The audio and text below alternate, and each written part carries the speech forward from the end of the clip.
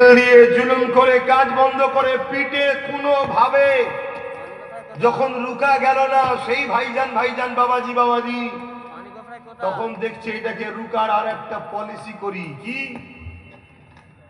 উদাহরণস্বরূপ বলছি 40 কি 50 এক জায়গায় আছে 50 জন এটা শক্তি তো কোনোভাবে যখন আলাদা করা যাচ্ছে না এক কাজ করো আমাদেরই খায়ের খাকে আবার নাবিয়ে দাও নাবিয়ে দিয়ে কেউ 10টা কেউ 5টা করে থেকে কেটে লাও নিয়ে একটু হলেও দুর্বল আমরা হব না তাই বলবো কড়াতে আছি আমরা কড়ার তেল থেকে আপনাকে তোলার জন্য চেষ্টা করেছি আলহামদুলিল্লাহ আমরা অনেকেই কড়া থেকে অনেকটা উপরে উঠে পড়েছি তেল থেকে লোভ লালসায় বেশি লাফালাফি করতে যাবেন না এ ডাকবে ও ডাকবে ঝুপঝাপ করে যেতে যাবেন না তাহলে কি হবে বলেন তো বেশি লাফালাফিতে কড়া থেকে ডাইরেক্ট চুলোই পড়ে যাবে কথা বুঝছেন তো নাকি না বেকার বকছি হ্যাঁ কি না বলুন বুঝতে পারছেন তো হ্যাঁ একটু সাবধান গত 6 মাস 7 মাস আগে পর্যন্ত তুমি যাদের তামাক খেয়ে ঘুরে বেরিয়েছো যাদের পক্ষে দাঁড়িয়ে তুমি বিরোধী করেছো আজকে হঠাৎ করে তুমি বলছো আমি মুসলমান হয়ে গেছি তওবাতুল্লাহ করেছি ভালো কথা ওয়েলকাম আসো বুকে আসো কিন্তু এসেই যদি বলো ইমামতির জায়গা চাই একটু ডাউট আছে না নাই কেন রাসূলুল্লাহ বলেছে পাহাড় সরে গেছে সহজে বিশ্বাস করে নাও মানুষ পরিবর্তন হয়েছে সহজে বিশ্বাস করো না তাই আমি আব্বাস সিদ্দিকী প্রায় বলতাম আমাকেও 1000 বার চেক করো করে যদি মনে হয় আব্বাস সিদ্দিকী আমাদের সঙ্গে ধোঁকা দেবে তাহলে আমার সাথে দিও না আর যদি চেক করার পরে মনে হয় যে না আব্বাস সিদ্দিকী আমাদেরকে দুটো জিনিস দিতে চাইছে নাম্বার 1 দুনিয়াতে ইজ্জতের রুটি ইজ্জতের খানা ইজ্জতের সঙ্গে বেঁচে থাকবো কারো দয়াতে নয় কারো ভিক্ষায় নয় কারো অনুপ্রেরণায় নয় এবং পরকালে মুহাম্মদ আরবি শাফাআত দিয়ে হুজুরের কাতারে আল্লাহর জান্নাতে যাওয়া বলেন ইনশাআল্লাহ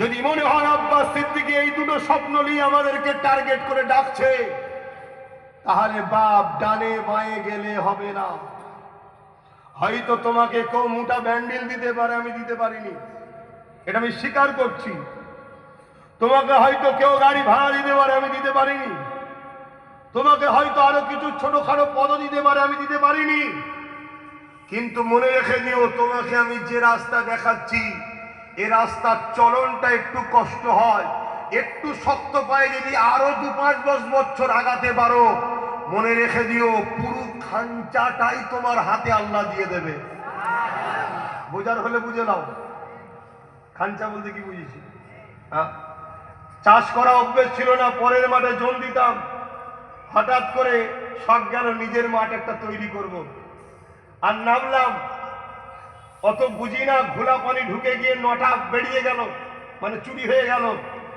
একটাই ফল পেয়েছিলাম একটাতেই যথেষ্ট না যথেষ্ট নয় আল্লাহ যদি চেষ্টা চালায় একদিন 2-5 একদিন 2-10 একদিন সবটা হয়ে যাবে হাত গুটিয়ে বসে থাকলে হবে ওই গাছে ক্যাটার আর গোপে তেল লেগে সারা জীবন থাকলে হবে না একটু তারপরে লাগাবার পরে উঠতে হবে পারতে হবে হাঁটু ছিলবে বুক ছিলবে সাইড ছিলবে হু করে জ্বলবে তারপরে হাত দিয়ে ফাটাও কোয়া গালে দাও কষ্টের ফল মিষ্টি সহজে কোনো জিনিস হয় না আমরা শর্টকাট রাস্তা খুঁজছি অনেক রকম চক্রান্ত চলছে আমি শুধু অপেক্ষায় আছি যদি ভালোভাবে মেনে লাই তো ভালো কথা না হয় এমন ন্যাড়া করবো কটা তিল আছে সেটাও খুঁজে বার করতে পারবে মানুষ সব বলে দেবো কথা কিছু বুঝছেন না বুঝতে পারছেন না যাক আমি সংক্ষেপ করব একটা ছোট্ট কথা বলবো অসুবিধা হচ্ছে আল্লাহর রাসূল বলছেন কেউ যদি আল্লাহর কোন সৃষ্টিকে বিপদ মুক্ত করে আল্লাহ পরকালের কঠিন ময়দানে মাশরের থেকে বড় বিপদ কিছু আছে? সেই দিন আল্লাহ তাকে বিপদ মুক্ত করবে। জোরে বলুন সুবহানাল্লাহ। তাহলে আমি চোখের সামনে দেখছি আমার ছেলে ভাই বোনগুলো সব গরিব হয়ে যাচ্ছে, অভাব অনটন। গুটকা খাওয়ার জন্য ১,৫০০ টাকা খাও, জন ছেলেকে খারাপ করতে। এই জায়গায় আমার বাঁচাবার জন্য বুঝাবার দরকার আছে না? তুমি বলবে সবই ঠিক আছে, হুজুর জলসাই কেন? আরে হুজুরের জায়গা তো জলসা, হুজুরের তো খানকা, হুজুরের তো মাদ্রাসা, হুজুরের তো মসজিদ, এছাড়া হুজুরের আছে কোথায়? হ্যাঁ, হুজুর থেকে একজন বেরিয়েছিল, নেতা হয়েছে, ভেতরে গিয়ে বলে তাহলে কি চাইছ আমি বেরিয়ে যাবো ওখানে? একটা ঠেলাতে তোরা এই সামলাতে পারছিস নি, আরো যদি ২-১০টা বেরিয়ে পড়ে তোদের তো ঘুম হারাম হয়ে যাবে রে। এমনি ঘুম হারাম, তখন বড়িও আর কাজে লাগবে না। মন দিয়ে শোনেন, কেউ কলিকাতার রেড রোডে যায় তখন মনে হয়নি যে ইসলাম এটা নিষেধ আছে, আপনি এলেন কেন? কেউ ইফতার সারাদিন আমরা আল্লাহর জন্য না খেয়ে থাকি, কেউ খেয়ে ঘুরে বেরিয়ে সারাদিন পরে এসেন খেয়ে নাটক করে, তখন মনে হয়নি এখানে কেন করছেন? আর আমি নবীর ঘরের ছেলে, কোরাইশ বংশের বাচ্চা, অহংকার না, শুকরিয়া আদায় করে নবীরা মেম্বারে দাঁড়িয়ে আল্লাহ দিনের দুশ্মন ও মনুষ্য জাতির দুশ্মনের বিরুদ্ধে আওয়াজ করছি। এখানে আপত্তি একমাত্র মুনাফিকের ছাড়া অন্য কারো হতে পারে না। মন দিয়ে শোনেন, কোন একটা সময় কোন একজন নেতা কোন একটা ভোটেতে কোন একজন ব্যক্তিকে যে বলছে ভাই কি চাচা ১০০০টা টাকা রাখো, ভোটটা আমায় দিও। কি বলছে? রাগা রাখো, ভোটটা আমায় দিও। সেই চাচা বলছে নেতাকে যে বাবু নেতা সাহেব আমি টাকা নেবো না, টাকা কোথাও খরচ হয়ে যাবে, আমার খুব প্রয়োজন একটা গাধা, একটা গাধা তুমি আমায় দাও। খুব মন দিয়ে শুনবেন, আমাদেরকে কেউ মিটাই নেই, আমরা নিজেদের কবর নিজেরা খুঁড়ছি। আল্লাহ হীরা করে পাঠিয়েছে আমাদেরকে, নিজেকে আজকে এত নিচই না পেয়ে দিয়েছে, আজ মূল্য নেই। কলকাতার হাতিবাগানে গেলে ৫০ লক্ষ টাকার কুকুর বিক্রি হচ্ছে, আর মুসলমানের ছেলে বিয়েতে একটা মোটরসাইকেলে বিক্রি হয়। এর চেয়ে বড় লজ্জার কি হতে পারে? তাই আমরা, আমার ভাই হন আপনারা, একটা নবী বংশের ছেলের সঙ্গে ভাইয়ের সম্পর্ক পাতাবেন না। ওই সময় সেই নেতা ১০০০ টাকা নিয়ে ইবাজার উবাজার শিবাজার উবাজার সব ঘুরে বেড়াচ্ছে, হেমে হেঁটে সারাদিন ক্লান্ত হয়ে সেই চাচার কাছে এসে বলছে বাবা অনেক কষ্ট করলাম, একটাও গাধা কিনে আনতে পারলাম না। কেন? বলছে প্রত্যেকটা গাধা ২০-২৫ হাজারের নিচে কম একটাও নেই। ২০-২৫ হাজার টাকার কমে একটাও গাধা কেউ বিক্রি করতে চাইনি, সব ২০-২৫ হাজার টাকার উপরে। তা তুমি বাবা ১০০০ টাকা লাও, আমাকে ভোটটা দিও। তখন ওই মুরব্বী চাচা বলছে কেন অপমান করছেন? কোথায় অপমান করলাম? আরে ২০-২৫ হাজারের কমে যদি গাধা কিনতে না পাওয়া যায়, তুমি আমাকে ১০০০-এ কিনতে এসছো। কি বুঝলেন? ঠিক তো বলছেন। এই ঘুমটা এতদিন ধরে ভাঙাচ্ছি, আর আজকে ভালো একটা দিনে রান্নায় যেন কেউ বাগার ডান্না দিয়ে ফেলে, একটু মাথায় রাখবে। কেন সব রিপোর্ট আছে, ঐক্য হয়ে গেছে, একতা হয়ে গেছে, তাই তো সব জানুন। তাহলে ২০-২৫ হাজার টাকার নিচে যদি গাধা না পাওয়া যায়, আপনি আমায় ১০০০-এ কিনতে এসেছেন। এ উম্মতে মুহাম্মাদি, তোমার আমার মূল্য আজকে গাধার থেকেও কম। এটা যে দাম দিচ্ছে তার দোষ নয়, তোমার আমার দোষ। তুমি আমি ১৫০০ বিক্রি হয়ে প্রমাণ করে দিয়েছি আমার দাম গাধার থেকেও কম, গাধার থেকেও মূল্য কম। এই কাল তোমাকে কেউ ৫০০ দিও আর কিনতে আসবে না। এই আজও সময় আছে, নিজেকে প্রমাণ করো। আমি কোন গাধা নই, আমার দাম ১০০০ নয়, আমি আশরাফুল মাখলুকাত, বাপ আদমের সন্তান, উম্মতে মুহাম্মাদি। আমাকে কিনা যায় না। আমি মানবতার সাথে আছি, ভাতৃত্বের সাথে আছি, ন্যায় পরায়ণের সাথে আছি, সত্যবাদীর সাথে আছি। যারা মানুষের জন্য রুজি রুটির কথা ভাবে তাদের সাথে আছি। যারা মানুষকে লোটে তাদের বিরুদ্ধে লড়াই করার জন্য আজ আমি উম্মতে মুহাম্মাদি হয়ে জন্ম নিয়েছি। জোরে বলুন সুবহানাল্লাহ, আরো জোরে বলুন সুবহানাল্লাহ। আমার ইমাম ভাইদেরকে বলবো, আমার ইমাম ভাই সাহেবদের বলবো, ইমাম ভাইরা ক্ষমার নজরে আমাকে দেখবেন, আমি আপনাদের অপমান করছি না। কিন্তু আপনি ৩,০০০ টাকায়, ৩,৫০০ টাকায় বিক্রি হয়েছেন। ভাতা মানে ভিক্ষা। যদি ৩,০০০ টাকা আপনার মাইনে চালু করতো তাহলে আমি আপনার বিরুদ্ধে কথা বলতাম না, ভাই নওয়াজবিল্লাহ, বিরুদ্ধে তো বলছি না, সতর্ক করতাম না।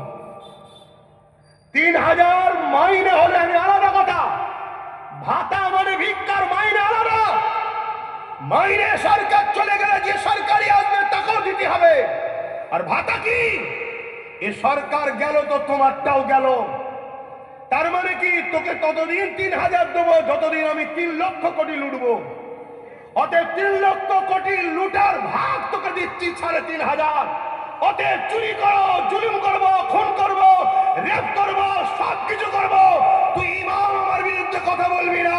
কেন? আমি ৩.৫ লক্ষ কোটি লুটি, তার ভাগ তোকে ৩,৫০০ দিই।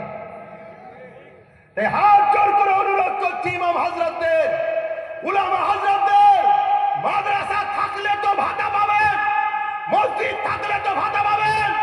আগামী দিনেরা মসজিদ মাদ্রাসা রাখবে না।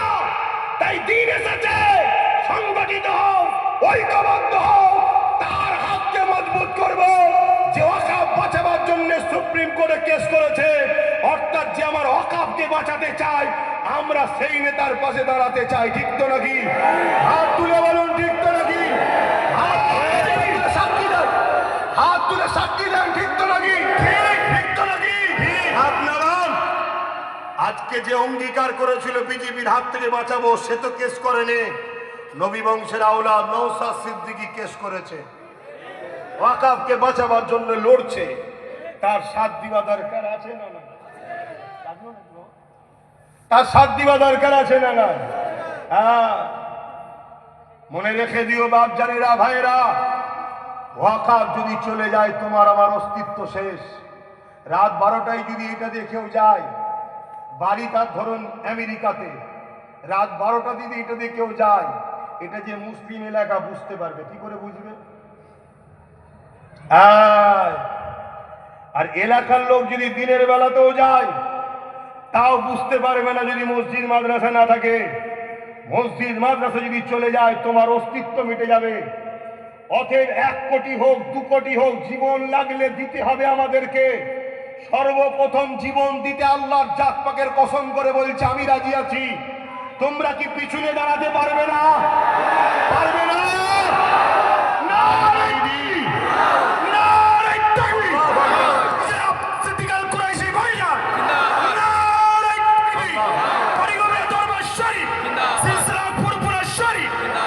তাই আগামী দিন উলামা হাজরাতদের বলবো, আমাকে কোনো সম্মান দিতে হবে না। ছোট্ট ভাইয়ের মতো করে মনে আসো পাশে। কি সমস্যা আছে বলো, কি করতে হবে বলেন, সমাধান করব, সাথ দেন। ইনশাআল্লাহ ওয়াকফও যেমন বাঁচবে, একটা দিন আমরা ঐক্য হলে আমরাই তো সংসারের মাতব্বর হব। তখন আপনার যা প্রয়োজন সেটাও সমাধান করা যাবে সাম্মানিক হিসাবে। যদি বুঝার হয় বুঝুন, না বুঝার হলে দেরি হয়ে গেলে আর বুঝে লাভ নাই। শেষ কথা বলে যাচ্ছি, পিকনিক করে দেখেছেন না ছেলেরা? 10 জন 20 জন মিলে ঘর থেকে না গিয়ে আমবাগানে রাঁধে। যদি কেউ পিকনিক করে তার বিরুদ্ধে আমি নেই, বাজনা বাজালে তার বিরুদ্ধে আমি। মুসলমানের ছেলে বাজনা বাজানো হারাম, ওই খাবারটা খাওয়াও হারাম। গজল চালাও বা এমনি না চালাও, বা একসাথে বেশি বন্ধুরা রান্না করে খাওয়া, আনন্দ করো, যায় অসুবিধা নেই। তো পিকনিক করতে গেছে, চুলো জ্বালিয়ে হাঁড়ি দিয়ে পানি দিয়েছে, বাকি পেঁয়াজের কাজগুলো একটু করে নিচ্ছে সব। এদিকে একটা ব্যাঙ মশাই লাপাতে লাপাতে এসে আর হাঁড়িতে পড়েছে। আরে শোনো না, তোমার কাজে লাগবে, শিখেলাম। লাভ মেরে দিয়েছে, কলের পানি, ফ্রেশ পানি, ব্যাং খুব খুশি, ঘুরছে, কি আরাম। আর তলায় কি জ্বলছে ভাই? আস্তে আস্তে গরম হবে তো। হঠাৎ করে ব্যাঙের মনে হলো গরম গরম লাগছে কেন? ভাবছে তো আমি খুব ক্লান্ত, হুড়োহুড়ি করছি বলে, তাই হয়তো একটু পরে একটু গরম বেরিয়েছে, কিন্তু গায়ে সয়ে যাচ্ছে। ব্যাঙ ভাবছে সব ঠিকই আছে, অসুবিধে তো হচ্ছে না। কিন্তু মনে রাখবেন, গরম মানুষের এনার্জিকে লস করে দেয়। মানুষ বিমারে বেশি করে গরমকালে, এনার্জি লস হয়ে যায়, দুর্বল ক্লান্ত হয়ে যায়। যখন ব্যাঙ বুঝতে পেরে চলে সর্বনাশ, এ পানি তো আমার নয়, তখন ও লাফাতে চাইছে, কিন্তু আর লাফাতে মারা গেল। মারা যাওয়ার কারণটা কি? সঠিক সময় সঠিক সিদ্ধান্ত না নেওয়া। যেদিন ফুরফুরা দাদা হুজুরের বাড়িতে পুলিশ পাঠিয়েছিল, ওই দিনই বুঝে নেওয়া দরকার ছিল এ আমাদের নয়। আর কথা নয়, আর কথা বলবো না, আমি সংক্ষেপ করছি, একটু দোয়া। আল্লাহুম্মা আমিন।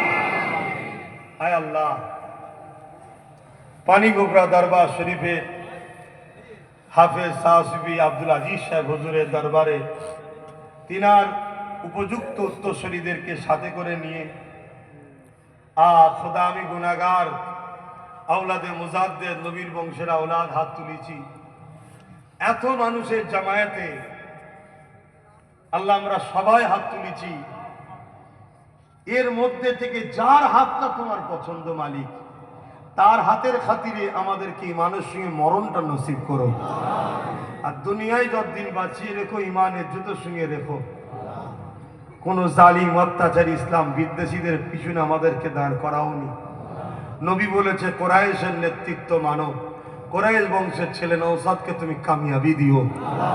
আয় আল্লাহ, বাকি আমরা ধর্মীয় নেতৃত্ব যারা কোরাইশ বংশের আওলাদরা দিচ্ছে, তাদের পিছনে তো আছি।